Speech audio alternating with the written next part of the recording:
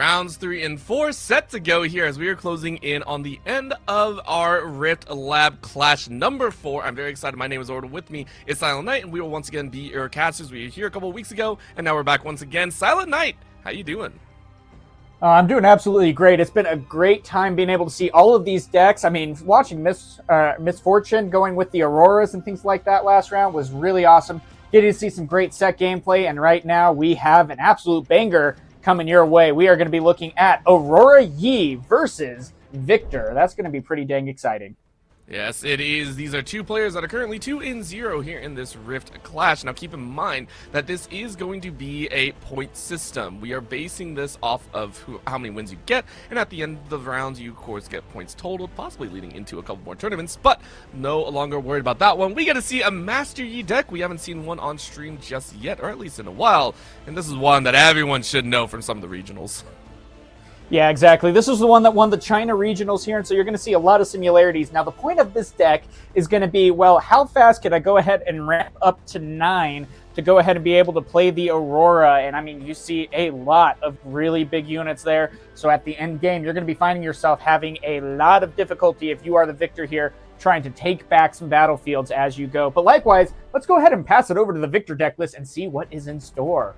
Yeah, this is a VIKTOR that we haven't really seen too much. It's a little bit of a mix and match between a token, build-up, and takedown, as I like to call it. It's everything, which really does, I think, amplify the uniqueness of a VIKTOR overall, you know, not really leaning into one or the other. You got a lot of great cards, you got a lot of good draws, but mainly you and I were taking a look at that salvage. Not only in the side deck do you have one, but you have one in play, so that is going to be your pink to kind of deal with that Aurora at the end of the day. Yeah, and exactly. And there's still a lot of situations. I mean, we've seen Misfortune that has Auroras. We've seen Set that has a lot of gears in play as well. And so salvage could be a very big thing to start to include in your main deck. And so is that going to be able to pay off for the VIKTOR player? Well, we are about to find out as both competitors start their mulligans. Hey, you got to go ahead and look at those. They've also given us a very nice look at those battlefields for the VIKTOR. We are running the Trifarian War Camp units, of course, have +1 for any defenders and attackers. On the flip side, we got the ever so lovely Aspirant's Climb, giving a little bit more time for BuckyBoi to gain those extra cards and make sure to really lay down the heavy hitters, as it adds one more extra point to win the game. Yeah, and that's exactly right, because the biggest thing with Yi in this case is that you're going to be finding yourself at 6-7 points, but even getting to that 8th point, or in this case 9 points, is going to be incredibly difficult, because as soon as those heavy hitters start coming out and then getting Master Yi's ability of adding +2 when defending to their might, that can be a huge mountain to climb, and that is going to be exactly what allows Yi to come back, even when it is 1-7 or 0-7 in this case as well. And already this draw start isn't amazing, I feel like, for BuckyBoi. Yes, you have 3 Auroras, but I always feel, especially when you are kicking these off, you want to have that like in your hand, just hanging on to, essentially with how targeted this deck is. But it's not terrible. You go ahead and have that Catalyst for your next turn. You can go ahead and get rolling on the Exhausted Runes next, but you know for a fact if you don't start laying out some extra bits and pieces, if you don't have extra, those tokens will build up neatly to, for honestly Sarcastic, to be able to hang on at least for a turn or two. Yeah, exactly. But with Bucky, he's also got a pretty good hand as well. He's got the ramp that he needs to be able to do. You've already seen that we were able to go ahead and find your center, which allows you to go ahead and add a Exhausted Rune and draw a card off of that. And then with that as well, another Catalyst of Aeons. And I mean, you're just going to see yourself go up to a lot of runes to be able to utilize to get some things moving, whether that is going ahead and getting out a Dead Bloom Predator or getting out Yi to start getting some points. And that is where a big difference can be made. But I also want to point out Singularity in the VIKTOR's hand here. I mean, that alone can be a really big difference maker, dealing 6 damage to 2 different units, which can really shut down those big might units on Yi's side. I'm also interested for, honestly, Sarcastic going for the Aspirant's Climb instead of the War Camp, just kind of laying things out to start. It's I always feel like you want to add a little extra, especially when you're playing tokens. You just want to buff them up as much as possible, but when you know you're only facing off against 8 different possible units, 9 if you include the Master Yi coming out as that hero, but it's like, I mean, it's a Master Yi, singular, doesn't really do much except stand ready to fight. Okay, that's all it is. But going for this Byron's Climb, just hanging on to that extra point, it is going to be 2 total. So far, BuckyBoi just kind of eating that damage, going to be sitting very, very low. But as we said, the Aurora's in hand, which means there's nothing else to play for. We were talking about that salvage, but it's a 1 in 20 chance, and you don't have it on hand right now. Yeah, exactly, and that could be the big difference maker here. I mean, the Aurora, that's the hardest part. He was able to get just such good card draw to be able to dig through the deck to find one of the 3 Auroras in this case, and so that can be the big tsunami that is about to hit the Victor board in this case. But Victor's doing a good job at trying to get those early points going, trying to get as many as you can. You already see that is 3-2-0. But man, with the Auroras coming out this next turn, also 2 charms in hand. That is scary to have to deal with. Nobody likes that as much, and you know that movement is going to cause a lot of chaos here.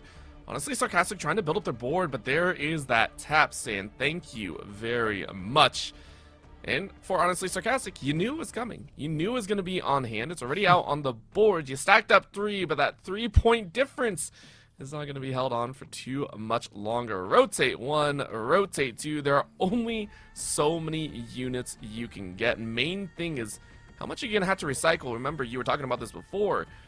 Whenever you recycle, it is going to be just to the bottom of the deck. So the more that you throw away, possibly throwing away some of the spells that you would like to hang on to.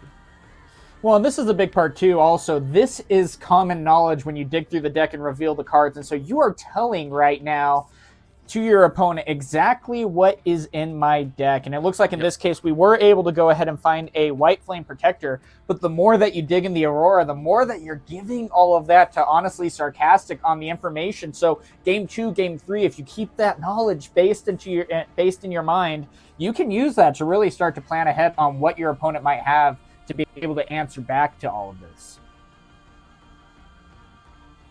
Such a difficult one to kind of watch for. 7, 8 cards, I think, is what we saw lost here. Nice little plant, though. So right now, for honestly Sarcastic, you're saying, okay, at least I have some sort of play in. You immediately annihilate 1 of 8 units. And you're still stacking up. So right now, honestly Sarcastic doing quite well for themselves, but they know the meat and potatoes of BuckyBoi's deck is soon to come here. Still plenty of time to play. Remember, you gotta have that extra point behind. Yeah, and that's the thing too, though. The Harness Dragon was probably one of the better plays here to have. Yes, I go ahead and I'm able to play a Protector out, but oops, looks like that Dragon's just going to come in and immediately wipe it out. Not only that, but we already have 2 of the 8 units that are in BuckyBoi's hand, and so the Aurora maybe struggle a little bit more. Now, of course, we still do have a Mountain Drake that has a 10 might, which is scary. But right now, Victor is doing a really good job here. He's like, you know what? I'm just going to stick 2 of my 1 might units at each battlefield. If you take those, that's fine. I'm going to continue to build my backfield. I have Singularities in hand. I have Coal of the Week even in hand as well. I'm sitting pretty. This is looking good for the Victor deck. I was about to say that Coal of the Week is a scary one, right? It's such a nice one to bank in. What, you toss one of your tokens and you're just like, haha, I took your other unit. That is painful at the end of the day. That's all I can really say there. It hurts to watch, but bringing out the Yi, and I always feel like this is such a tough call to make for BuckyBoi. You're saying, hey, I have to play the Yi. There is no other option for me right now to be able to kind of like protect my field. And yet now I lost it, right? That is yet another unit possibly going to be gone here. Of course, right now, honestly, Sarcastic saying, okay, we dropped the dragon. That's going to be it. Nice call there by BuckyBoi to kind of delay and deny.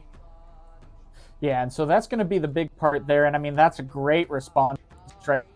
A lot of utility. Hourglass is coming down, and you saw what the charm was able to do, taking out that Harness Dragon, because the Yi legend ability adding +2. So not only are you getting the +1 from the war camp, but you're able to charm them in. And I mean, you are looking at this utility, especially as we continue to build up our board state. And not only that, that was a great draw. You just watch as one of the Auroras got drawn and stuffed to the bottom of the deck. There we go again, Silent Knight. You were talking about that information game that can be played. And now because of that, if a salvage gets drawn, hey, you can play off of it. The problem is, honestly, Sarcastic hasn't drawn one because there's only one in deck right now. It's only game 2 where you can say, okay, I gotta toss in that second salvage or the extra 2 that I have in bank. Little twist of the battlefield though, as you say, okay, there's time to build up. I only need about 3 more points.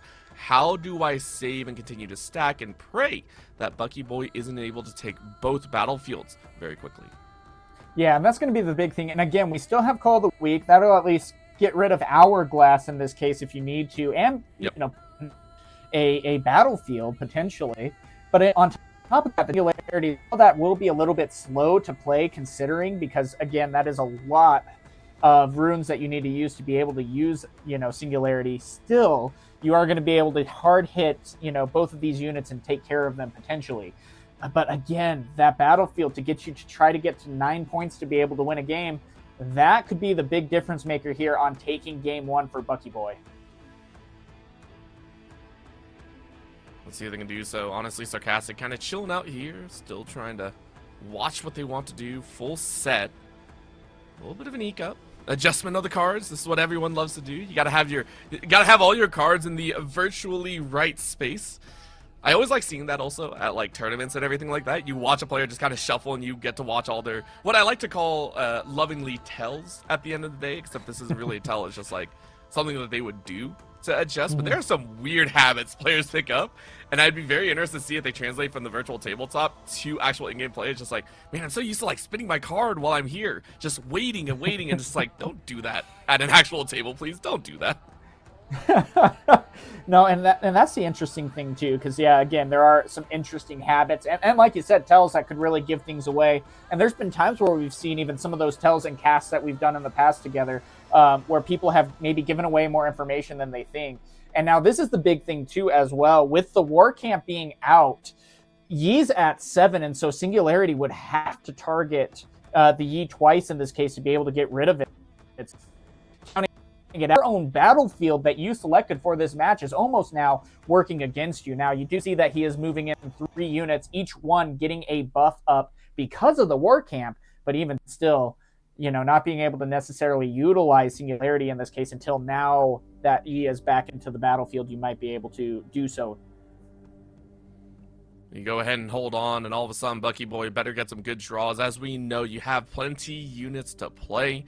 You're just kind of wondering, are there going to be any extra behind? Does, honestly, Sarcastc have a good way to cut you out? And there is a hidden blade available. You were able, I think you drew that just recently, so that's another way to cut out some of these units. So, actually, BuckyBoi might be caught in a little bit of a crossfire. You obviously are going to get your extra unit behind, but you got to have enough. You got to be able to play enough to kind of counter against this. Yeah, and there are still some really good answers. We haven't seen necessarily any Dead Blue Predator, so there are still going to be 2 more in there. Now, Hidden Blade is going to be really good as well. We see Call of the Week coming out, taking out the other 10 might unit in this case. But at the same time, the only counter that BuckyBoi has been able to find so far is Windfall, and has had no defies or anything else to really help get things moving. And so right now you see Call of the Week clearing out the battlefield for BuckyBoi, and it's like, well, I haven't been able to find any defies. I can't do much about this now. Yep. You know what this reminds? This is why I was saying, when I take a look at the VIKTOR deck, it feels very much like a culmination of 3 different types of decks. When you take a look at it, it's like token building with the Darius. You also got like the Kaisa spell reeling if you get the good draws and everything like that. And this feels like that Kaisa moment where you, as BuckyBoi, you're laying out units. You're like, hey, I gotta have it. And every time you lay out a unit, you are getting denied. This is fantastic work by, honestly, Sarcastc to kind of keep the pacing up. It's not over. You know it's not over. BuckyBoi will always have an extra piece. But so far, it's a really, really good job to continue to build up this pacing. BuckyBoi only has a turn or 2. You gotta lay out the big moves here. And you are going to toss out that Dead Bloom Predator. Bye poor Poro. It looks like this is where we get to see BuckyBoi start to kind of reel it back in. Yeah, and that's going to be a tough part. Exactly earlier, you're going to see your opponent being 1-7, and then just like that, you're going to see the climb, especially with dangerous things like Dead Bloom Predator, which can be played to an occupied battlefield. Now that is going to be very challenging, and there's the charm again to get rid of the units. And this is where we're going to maybe see a little bit of struggle here. And I'm curious, like, would you have gone ahead and played, maybe you have 2 hidden cards in hand? One of them that would be very beneficial, if anything, Conduit of the Past, or I mean, heck, even going ahead and maybe going and getting target your own unit to go ahead and refill your hand with 2 additional cards, either way for a cost of recycling 1 rune. You do need to be careful though, because if you do recycle too much, you won't necessarily be able to have a lot of runes to continue to build up your board. Well, there is going to be a possible play. Of course, we take a look at the Victor. Herald of the Arcane, you go ahead and spin that out, and then you get the hero himself, the champion, on the table as a leader. You're saying let's go ahead and get those recruits and those tokens moving across the board, get ready to kind of solidify and pray we can get some sort of value. But it might also be a toss. Turn ends there, so BuckyBoi gets another chance to stack up. You have the 8 in hand, you have an extra behind. And so this could be a very heavy field to deal with. BuckyBoi going to be aligning that defensive strategy. Either side is going to have at least a double digit if you wish to play it so. Well, and that's going to be the hard part, because BuckyBoi is now going to be able to use the Auroras to be able to find a unit and build up the battlefield choices.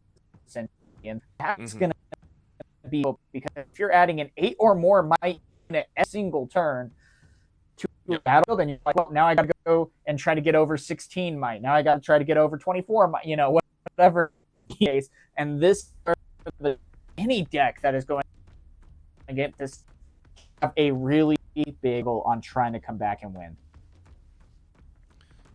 And again, your whole hope here is, hey, where's that salvage? I got to stop the stacking. I got to force them to play differently. But at this point, you've actually recycled most of the spells anyway. They're going to top deck some extra units in hand. So it's like, you don't really have a great choice here. Honestly, Sarcastic knows this is a very strong deck, knows this is how it's played. And for them themselves, all they have is an extra token in hand. I love BuckyBoi. He's like, okay, where do I want to place them? Where do I want to stack up? Which battlefield do I so wish to play on? Could go ahead and instead just wait it out, of course, because they come in a little bit tired. Deadbloom Predators, both in hand. What did you draw? You draw another nice little piece of that pie. Cold the weak. Maybe you can do some extra work with that one, but Consult the Past being tossed out here. Hiding away and going ahead and drawing 2, trying to get some extra behind. I mean, you can do some work. It's another Hidden Blade. You can take out one of the battlefields and hang on for dear life. Yeah, and that might be very well enough to try to get there in this case, because we have 2 Hidden Blades in hand, so you could hopefully try to maybe hide another Hidden Blade in the battlefield, and that might be enough. But we see a Defy now finally being found and potentially able to be used in this case. And, you know, in that case, you would need to then use the other Hidden Blade, essentially. But then Windwall could very well come into a factor as well. And so this is just why Master Yi can be so difficult to try to contend against.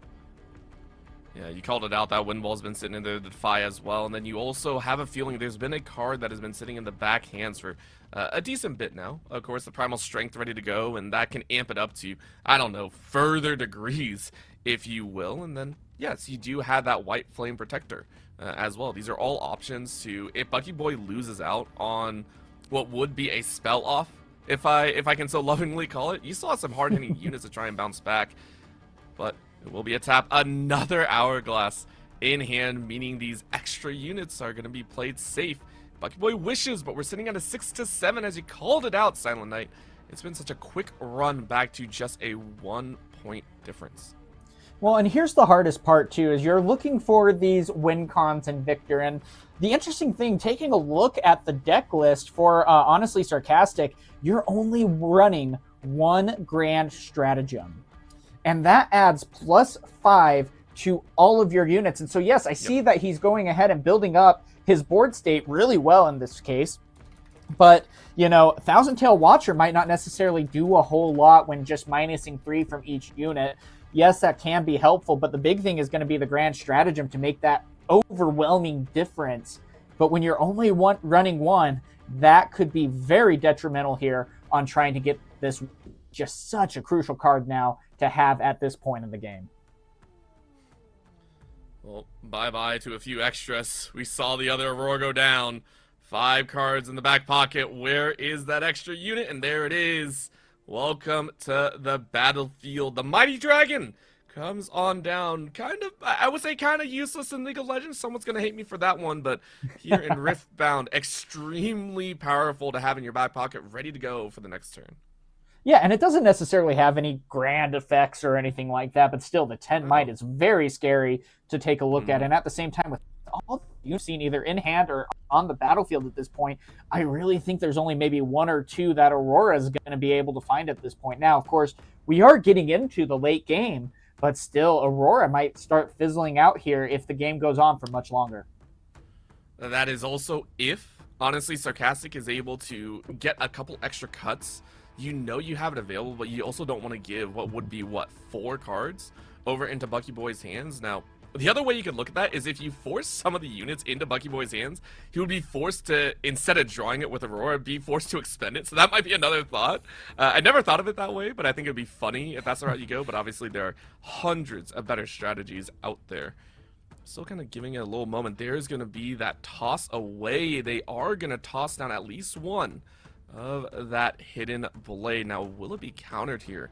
As we mentioned before, we know that the hourglass is available, but you just need to do something. Honestly, Sarcastic feels a blade to their own throat at this point. Yeah, and that's the interesting thing about this is that you can really just let the Aurora play the rune count for you, essentially. And so it's like, cool, well, it's my turn. I'm going to draw a card. All right, in turn. Let's see what Aurora gets me. And now I have Wind Wall, I have Defy, I have some buff spells, you know, whatever it might be. And I'm just going to use that on your turn. I'm going to be playing during your turn because Aurora is doing all the work for me during my turn. And I mean, that can be just so detrimental. You look and you're like, well, my opponent has now 8 runes at the ready. What can he potentially have in hand to be able to use against me as I try to take this battlefield? See if they do so as you called. Rightly so, Silent Knight. It is now in the late game. We are about 20 minutes into this game. I forgot what turn it is, though, because that's how long we've been going. Both these decks do have a little bit of a run on in that space.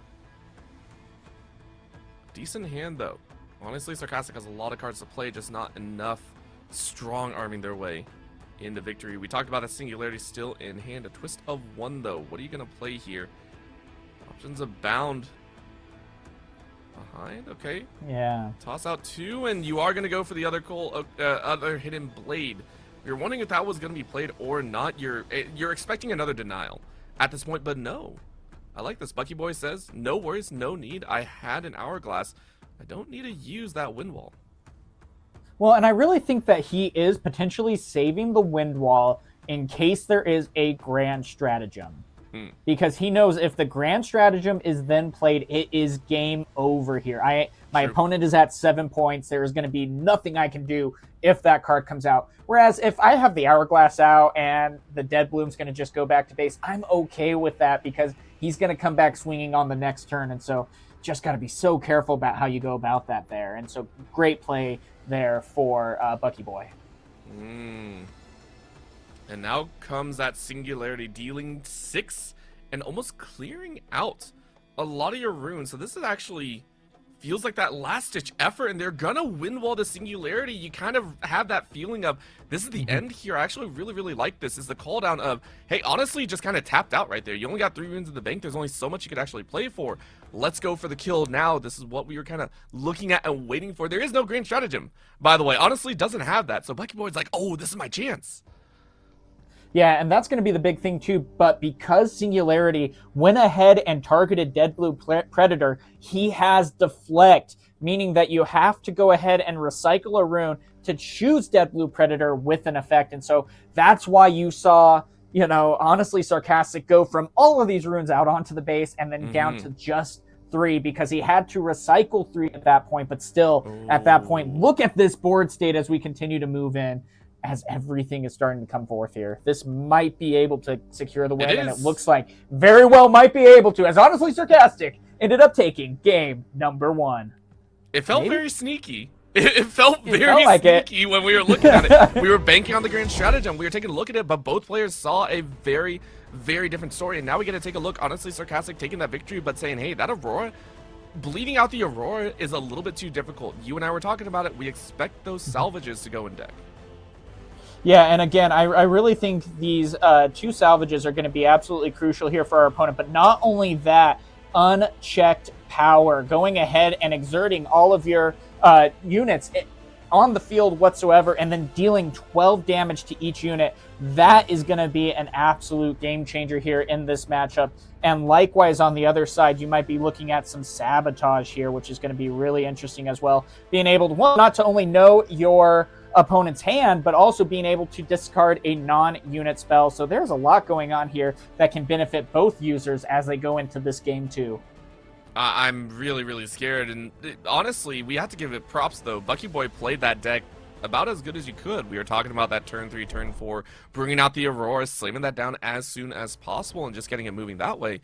It worked well. My question is, which of the next battlefields do you think we are going to draw here? Because you just burned your extra point card. Now you got the Sigil, now you got the Obelisk, both of which would, I feel like, also benefit the Viktor quite a bit. Yeah, and that's going to be the hard part because, I mean, Viktor has pretty much one of the best turn 2s here where you can go ahead and if you start with 3, you play a 2-drop and then create a unit token, and then you can just conquer both battlefields on the following turn and start 2-0.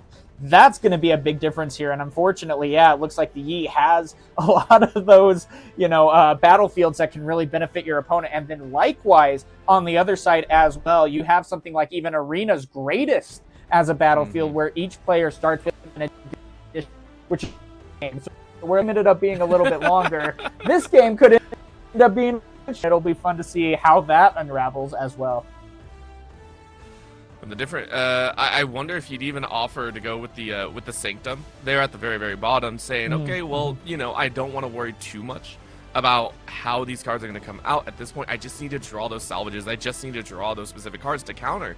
And because I do feel at the end of the day, it is a very counter heavy if you can go ahead and grab that Sanctum early. So it depends on what I think, honestly. Sarcastic is sitting there going, that was the biggest threat. Was it the Aurora, or did I feel confident enough that the Aurora isn't the problem? It's dealing with all these heavy units, because you scraped by in that game. But I do agree, pushing that extra point forward would be such a great call, and dealing with a deck that got first in one of the regionals, by the way, decimating it in a 2-0, at least on paper, would be a very large confidence booster for someone that obviously is looking at that 3-0 at the end of the day. Well, and that's the interesting part as well, because, I mean, you saw what this was able to do in an over 5 regional tournament in China. But likewise, Viktor in these same tournaments had one of the worst day 2 showings that you could possibly see, where they had, 80 decks, and then on the flip side, they had maybe like 5 or 4 that ended up making day 2. That's a big difference maker. But right now, it's like you're looking at this gameplay and you're like, did Viktor really have that bad? Because he's running with it right now and is able to do things. And now we're seeing something really interesting here. Is the Sanctum is being chosen for game 2. And I'm wondering if, honestly, Sarcastic is using that because he knows that if he ends up losing this game, then at least when it comes time to play in game 3, not only does he get turn priority, but he also gets to choose Arena's Greatest and even speed up the game further. Well, the other thing is I want to point out here, we actually, I'm trying to draw and I'm very, very bad at it. There we go. We actually have another difference here. So Imperial Decree came in. We didn't even talk about this one. We were talking about the salvage and the unchecked power, but bringing in the Imperial Decree just to try and get a little extra damage on there, saying, okay, well, now I don't even have to get full-blown damage. I can almost change out a singularity, right? If it's a one-turn stopper, you can try and just annihilate it. That's such an interesting call that we didn't even look at it at the time. Not only that, you're hanging on to that 5+2 toss at the start of the game. Yeah, and that's going to be something to hang on to as well. And your 2 drops, your 2 and 3 drop that you're able to go ahead and use. But still, that can be really interesting because you can go ahead and be like, and send a 1 might unit token into your 10 might dragon, and it's just dead. Cool, thank you.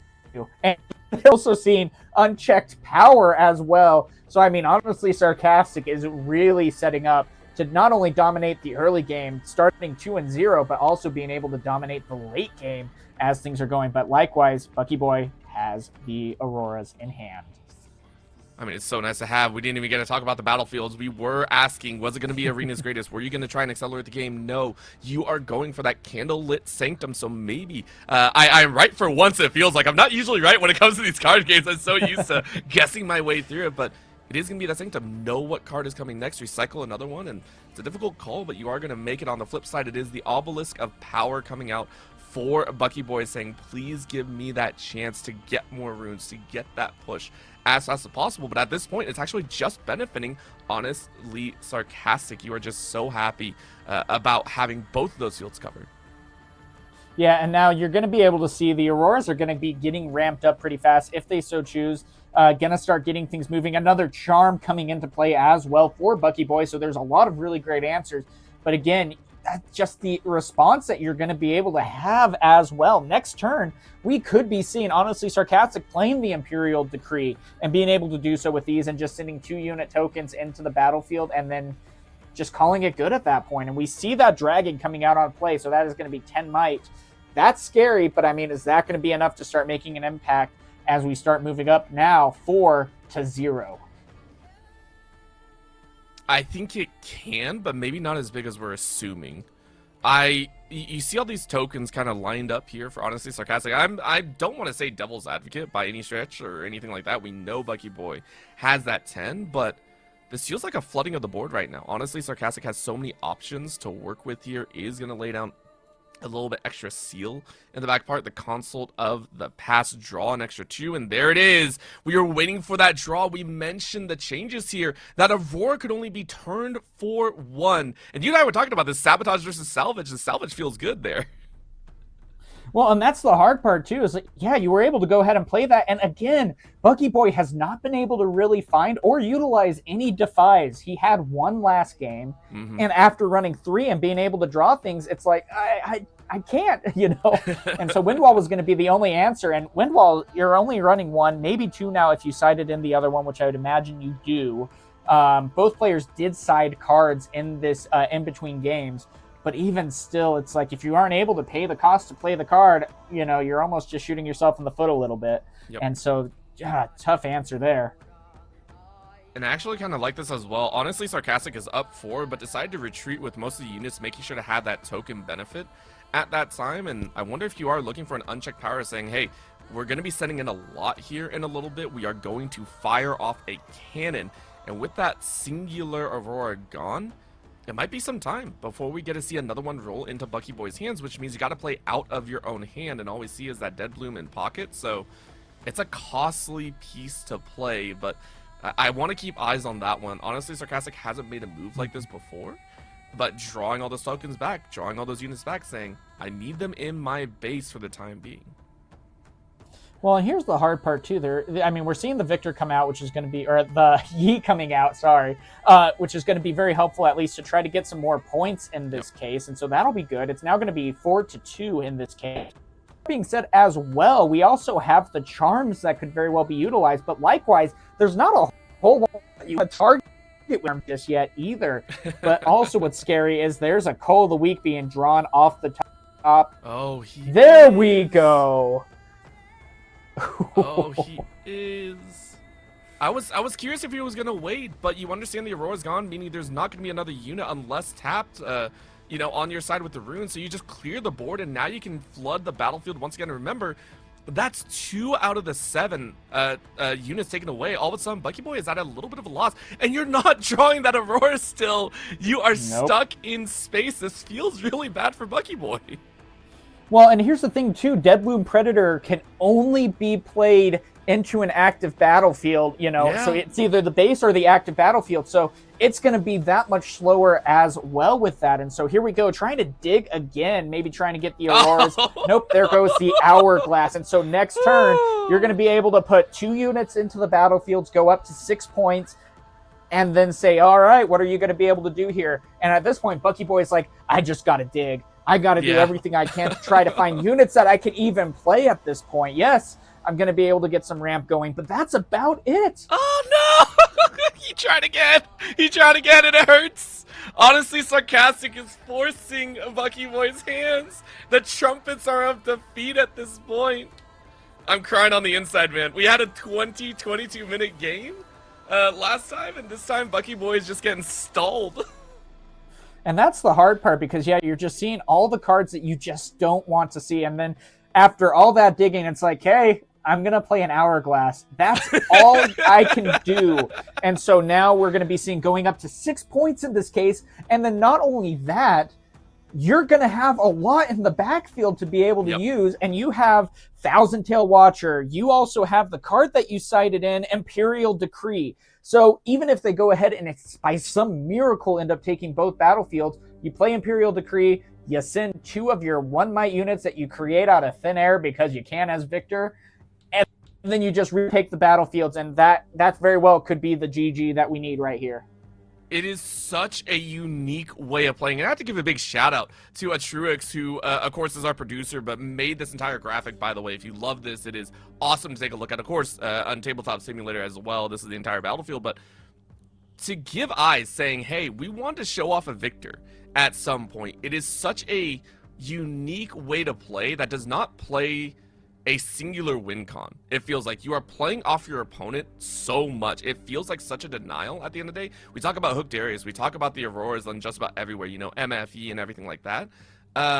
And yes, Kaisa is a bleed through, but it feels like this Victor deck can be very versatile depending on who you are playing against. It is the, in my opinion, most versatile that we've seen thus far here on Riftlabs.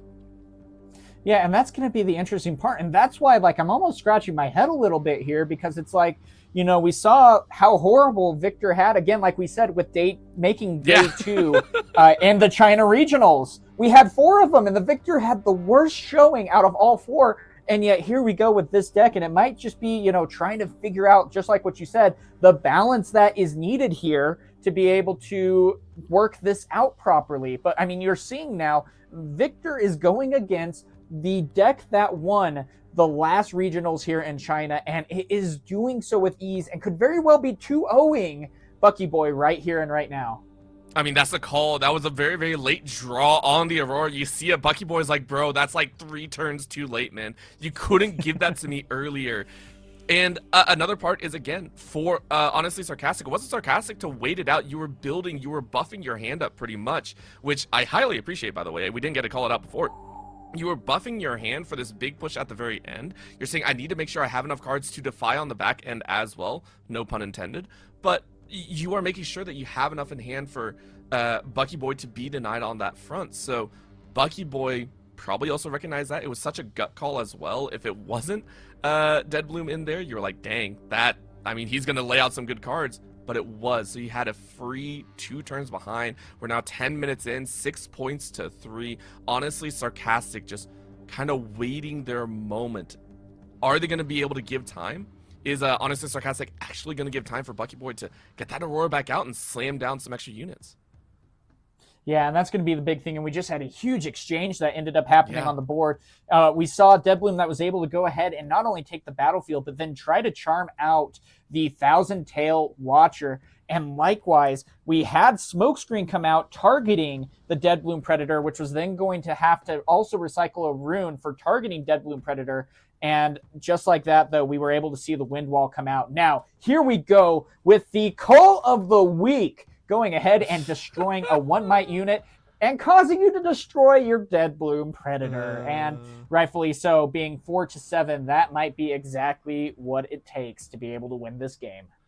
I'm so mad that I didn't respect that exchange earlier. I was talking, I was so amped up on my own thoughts, and I didn't respect it. 100%. I gotta agree, and that Call of the Week is their beautiful job, and I feel like BuckyBoi is just going, dang, that hurts. Yeah, you know this deck is strong, and I don't think it was anything that BuckyBoi did wrong. There was nothing that you misplayed. It's just, that is how TCGs go. Sometimes you lose your Aurora, don't get it for 4 turns. The entire crutch of your deck feels bad. 8 points total. Honestly, Sarcastc, I do believe, taking it 2-0. Yeah, and that's going to be the big thing there. And what exactly we were able to see is just the aggression that Victor can end up having in this match. And it's like, hey, you're going to be playing these big units. I got the responses, though. And because of that, Victor was able to take the #1 deck 2-0 and move up to a 3-0 in this Riftlab clash. Not just that, I want to point out the heavy diversity of playstyle. Last time was a bleed out of the Aurora. This time was a cut the Aurora at the knees and banking on the tokens. That is, we've seen divergences off of the main course of the road for some decks. We've seen those adjustments, you know, being used.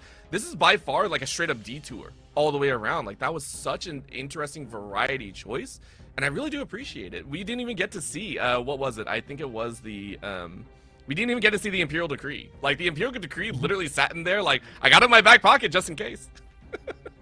No, you're exactly right by that as well. And the big thing here is that you were able to just have all the answers from the get-go. Not only that, but be able to also state and then just hit the ground running. And it's like, hey, I'm able to gain 2 points a turn. You have a response? Cool. I stopped that response. Here we go again. And so, man, I am very happy to see how Victor was able to do in this matchup, especially against such a formidable deck. But with that being said, guys, we have one more round to still come your way. So stay tuned for a quick short break, and then we will be back to bring you round 4 of the Riftlab class.